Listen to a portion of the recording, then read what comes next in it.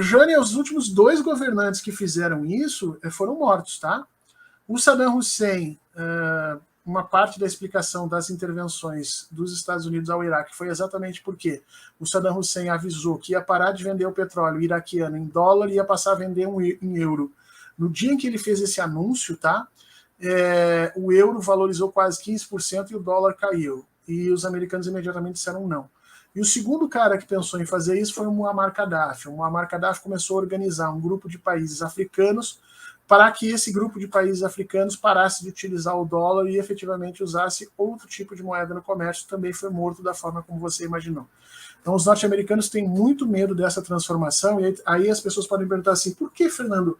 O que isso significa? Por que as pessoas não usarem mais o dólar e ia impactar na economia norte-americana? Você já notou como a gente sofre aqui no Brasil com a variabilidade do dólar? Quer dizer, o dólar sobe, o dólar desce, os nossos produtos encarecem, os nossos produtos empobrecem, né? Encarecem, aumentam ou diminuem de preço. Você já notou isso? Pois é, só tem um país no mundo que não sofre com isso. Nos Estados Unidos. Porque o dólar é deles. Então, para calcular a inflação nos Estados Unidos, o componente cambial do cálculo da inflação, que a gente faz aqui no Brasil, a gente tem aqui os nossos preços internos e tal, nossa variabilidade, e você tem a variação cambial que pressiona os preços, e aí você calcula isso também no processo inflacionário. Dentro dos Estados Unidos, essa questão cambial é nula, porque né, o dólar é a moeda global.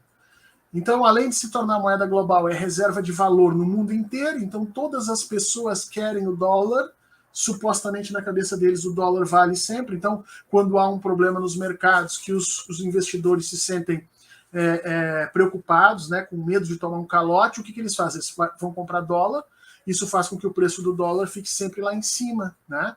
Além do que existe uma coisa aqui muito complicada, que é o seguinte, como não há restrição de impressão de dólar, né, o presidente Nixon deu um golpe no mundo inteiro na época, né, na época que ele foi presidente, até ele, os Estados Unidos utilizavam o que a gente chama de padrão ouro. Então a quantidade de dólares existentes no mundo, ela tinha correlação com a quantidade de ouro que os Estados Unidos tinham. Era assim que funcionava a economia na época, assim que funcionava o padrão ouro. Então se eu tenho 1 quilo de ouro, né, e eu imprimo uma nota de dólar, quanto é que vale essa uma nota de dólar? Vale o mesmo que 1 quilo de ouro.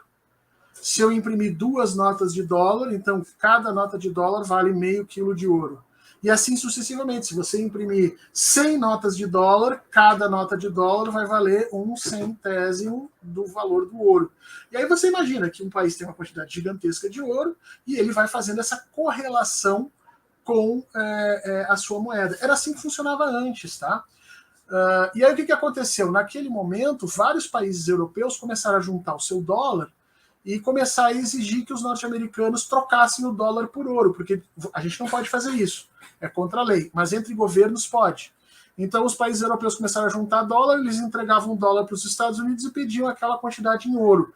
Se isso fosse feito, né, você está diminuindo a riqueza dentro dos Estados Unidos e aumentando ela do lado de fora na Europa. Ou seja, os europeus estariam usando as regras econômicas para fortalecer as suas moedas e enfraquecer o dólar. O Nixon disse que não ia mais fazer, e que a partir daquele momento nós tínhamos transformado, a economia não funcionaria mais a partir do padrão ouro, mas do padrão PIB.